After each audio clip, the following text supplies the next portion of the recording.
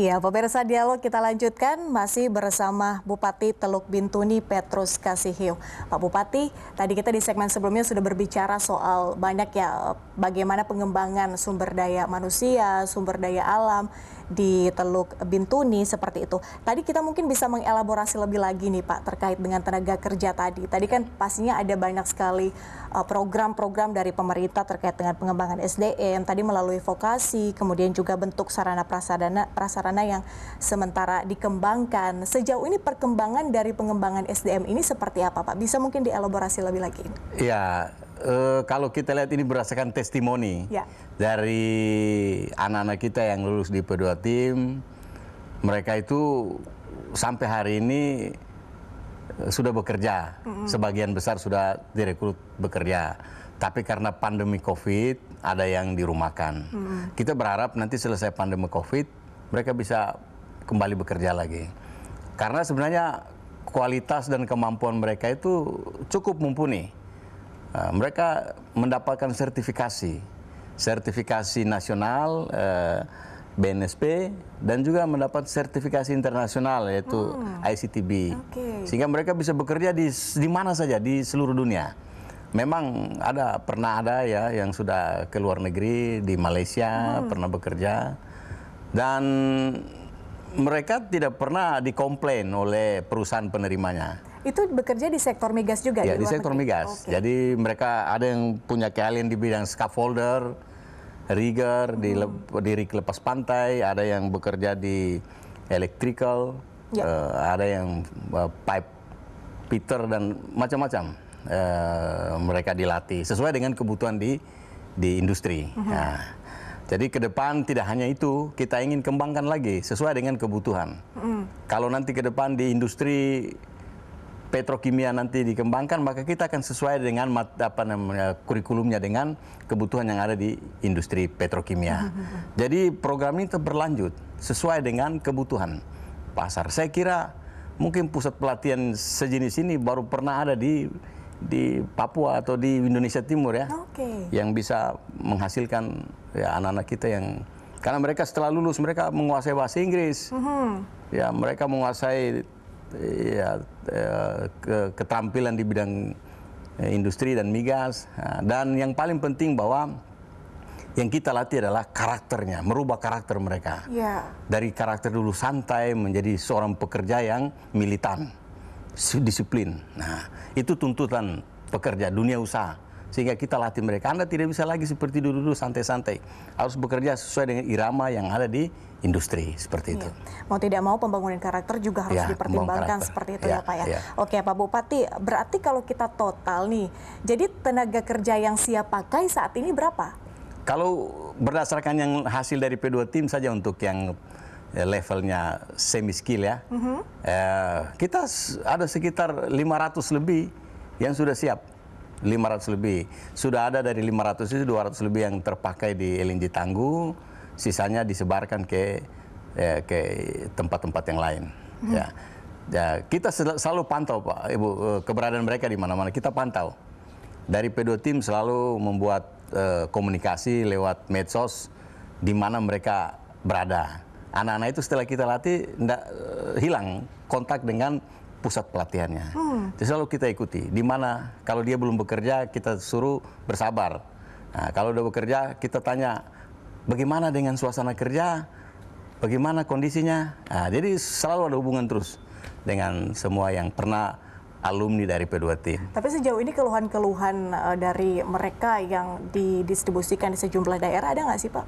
Ada keluhan mereka, kadang-kadang yang namanya manusiawi juga, kadang bosan atau persoalan keluarga yang terpaksa harus pulang, itu ada. Kita, tapi jumlahnya kecil dibandingkan yang memang ingin, karena kalau kita lihat rata-rata gajinya ya lumayan lah, di atas 5 sampai 8 juta. Ya, dia bisa bangun rumah, dia bisa beli kendaraan, ya bisa menyekolahkan anak, bantu keluarga dari lulusan P2 TIP itu. Terjamin ya Pak Terjamin, ya? Terjamin. Ya. Oke, Pak Bupati, kalau kita bicara soal potensi sumber daya alam migas yang menjadi primadona investasi gitu ya di Teluk Bintuni, sejauh ini sebetulnya mapping pendapatan dari sektor migas sendiri seperti apa Pak untuk Teluk Bintuni? Ya, kita menerima manfaat dari sektor migas itu ada yang langsung, ada yang tidak langsung. Salah satu penerimaan dari migas dalam bentuk dana bagi hasil minyak dan gas bumi. Setiap kali produksi LNG di lifting oleh Kementerian Keuangan dan Kementerian ESDM, lalu nanti hak daerah akan disalurkan kembali ke daerah. Itu akan menjadi modal pembangunan dalam sumber penerimaan APBD kami. Ya kalau kita hitung-hitung ya kita punya lumayan besar penerimaan ketika produksi di LNG Tangguh itu makin hari makin meningkat. Katakanlah 30% dari penerimaan APBD kita itu berasal dari dana bagi hasil minyak dan gas bumi. Seperti itu. Oke, Pak Bupati, tadi kan kita pada saat break juga sebenarnya sudah sempat berbicara ya soal bagaimana sebetulnya pengembangan dari sumber daya manusia di sana dengan program-program Anda sebagai Bupati. Nah, tadi juga sempat disinggung soal P2 Tim ya Pak ya. P2 Tim ini sebetulnya mungkin bisa dijelaskan sedikit konsepnya seperti apa sih Pak? Apakah ini mungkin diambil dari sekolah, misalnya dilihat anak yang tidak mampu, kemudian ditarik, kemudian mendapatkan pelatihan atau seperti apa? Iya, konsepnya adalah konsep vokasi, pendidikan cepat pakai, saji tenaga kerja dalam waktu singkat, dan terpakai. Nah, tentunya awalnya itu bervariasi. Ada yang lulusan SMP kita rekrut, variasi sampai lulusan SMA. Tapi makin hari kita mulai meningkatkan kualitasnya sesuai dengan kondisi yang ada di pasar kerja. Ya, dia harus lulusan SMA. Karena dia harus menguasai bahasa Inggris. Karena hampir semua peralatan di migas itu kan bahasa Inggris semua. Nah, dia menguasai bahasa Inggris. Sehingga ada standar yang kita pakai di situ. Tapi pada umumnya kalau ada hal-hal yang kita masih bisa toleransi bagi mereka yang benar-benar berniat kerja. Nah, sehingga saat ini hampir semua ya yang melamar juga terseleksi. Jadi kita seleksi diumumkan secara terbuka, diseleksi, lalu setelah lewat seleksi baru direkrut dan masuk dalam asrama, diasramakan dan dilatih. Berarti bisa dikatakan, Pak Bupati maaf, berarti bisa dikatakan bahwa ini terbuka untuk umum sebetulnya? Terbuka untuk umum, jadi tidak hanya untuk Bintuni saja. Sebenarnya kita inginkan ke depan, nanti kalau nanti kabupaten lain ingin menyekolahkan anak-anaknya di Bintuni, ya kita monggo, ya silakan. Mudah-mudahan seperti itu. Jadi ada kabupaten yang berminat, terutama kabupaten-kabupaten yang memang punya potensi minyak dan gas, ya silakanlah ke Bintuni. Kita siap melatih anak-anak. Nah, tentunya di situ ada syarat-syaratnya. Mungkin ada kontribusi bahwa biayanya ditanggung oleh daerah. Kita menanggung asrama dan fasilitas yang lain.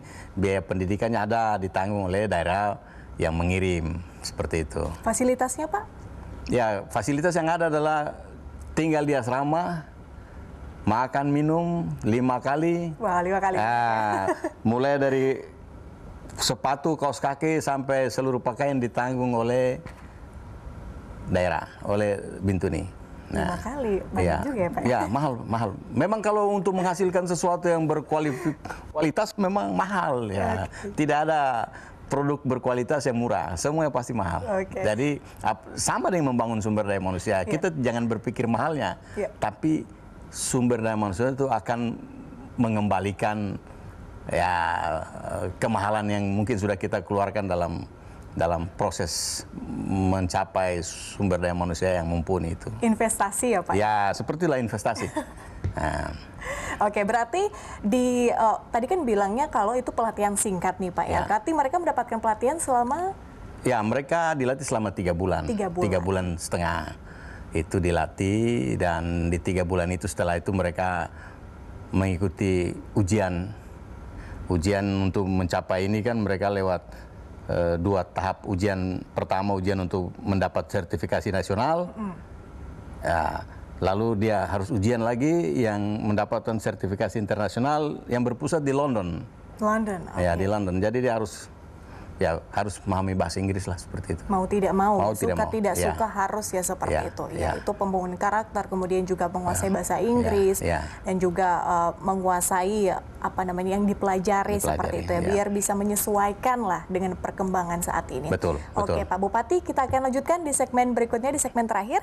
Pemirsa, tetaplah bersama kami di Line Talk, kami segera kembali.